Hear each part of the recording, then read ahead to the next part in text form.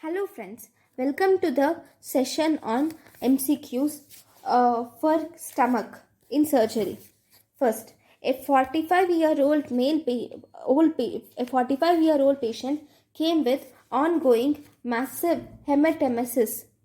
The patient is alert and hemodynamically stable. Which of the following is the next management? See, here the patient has hematemesis. Hemodynamically, he is stable. Then, what is the next management? So, for this, you will have to put the patient in recovery position and protect the airways. See, this is like the next step, right? It's not the investigation of choice, or how do you treat it. What is the next step? The first thing, whenever a patient comes to the hospital with hematemesis, is to manage the airway and prevent him from aspiration. Even if he is stable, even if the patient is stable, we should prevent aspiration. So first and foremost step is to put the patient in recovery position and protect the airway. Second step is we need to send for cross matching and have 1 or 2 units of blood ready for transfusion. IV line should be ready and fluids should be rushed. That is the third step before we do endoscopy. The final step is endoscopy is done with blood, with blood put aside, and also after protecting the airway, we should do endoscopy. So if you see, the first step here is to put the patient in recovery position and protect the airway. Okay, then question number 2. All the following statements are true about Dulfos condition except. We'll see the statements.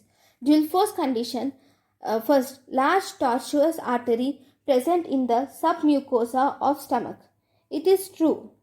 Okay, Dulfos lesion is nothing but large tortuous arteriole is present in submucosa of stomach.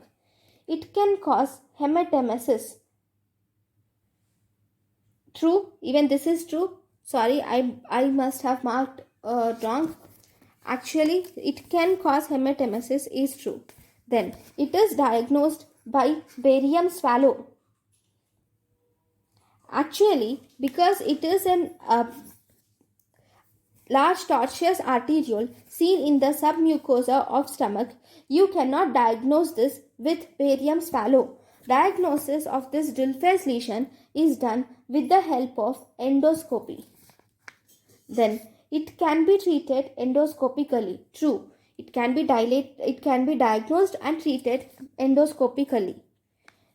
Then question number 3. All of the following are indications of bariatric surgery except. See, bariatric surgery indications are BMI. First, we will see the indications of bariatric surgery. BMI more than 40, BMI more than 35 with comorbid diseases, and failed dietary therapy are the indications of bariatric surgery. So here BMI more than 40 kg per meter square is an indication. Then option B, BMI more than 35 kg per meter square with at least one comorbidity. True. BMI more than 30 with long-standing diabetes is not true. It is false. Failure of other methods of weight loss in patients with BMI more than 35. This is true. Then question number 4. Nerve of Letharget are spared in, it's a direct one-liner. Nerve of Letharget or crow's foot is spared in or preserved in highly selective vagotomy. Then question number 6. Most common benign tumor of stomach is. Among all the lesions present in the stomach, most common benign lesion of the stomach is adenomatous polyp followed by leiomyoma. It is adenomatous polyp followed by leiomyoma. Least common malignant tumor of the stomach is carcinoid tumor. Most common benign lesion in the esophagus, it is leiomyoma. In the stomach, it is adenomatous polyp followed by leiomyoma. Then question number 7. Total gastrectomy is the only way for treatment of. See, we do total gastrectomy only if the tumor or if the lesion is present in the proximal stomach. So, proximal cancer, we do total gastrectomy. For distal cancer, we can do subtotal gastrectomy. Then, ulcerating cancer also, we can do distal gastrectomy, because the in the body also you can do distal or subtotal gastrectomy. Polypoidal cancer in antrum, we can do subtotal gastrectomy. Only for the proximal cancer we do total gastrectomy. True about varioliform gastritis is. What is varioliform gastritis? Varioliform gastritis is also called as lymphocytic gastritis. So, we will see the options. It is a type of acute gastritis. Actually, it is an uncommon gastritis, and it is a type of chronic gastritis and recurrent gastritis. It is not acute gastritis. Option number 2, it is characterized by nodules, thickened folds and erosions. True, it is characterized by nodules, thickened folds and erosions. Actually, on endoscopy, you see large folds in fundus and erosive mucosal bulgings are seen. Because it shows large folds and erosive mucosal bulgings, it resembles Mentrier's disease. Then option number C, diagnosis is difficult to make on endoscopy. False. Endoscopy, you can diagnose the lesion. Then most common form of gastritis? No, it is not the common form of gastritis. It is uncommon form of gastritis seen most commonly in men. Then question number 8.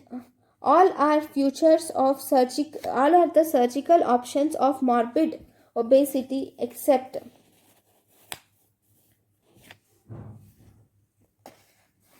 So, adjustable gastric banding, biliopancreatic diversion, duodenal switch are the surgical options for morbid obesity.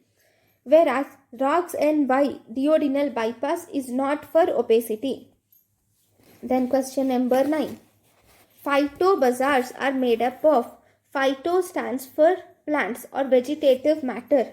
So phytobazar is made up of vegetative matter. For hair, trichobazar is made up of hair. Then question number 10.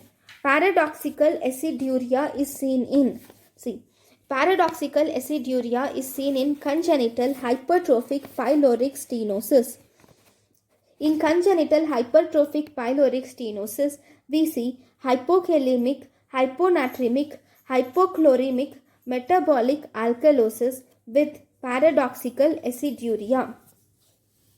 Then question number 10. Hypertrophic pyloric stenosis presents it actually presents in first-born male child most commonly at 4 weeks of life or 3 weeks of life. So, thank you guys for watching my lecture. Thank you.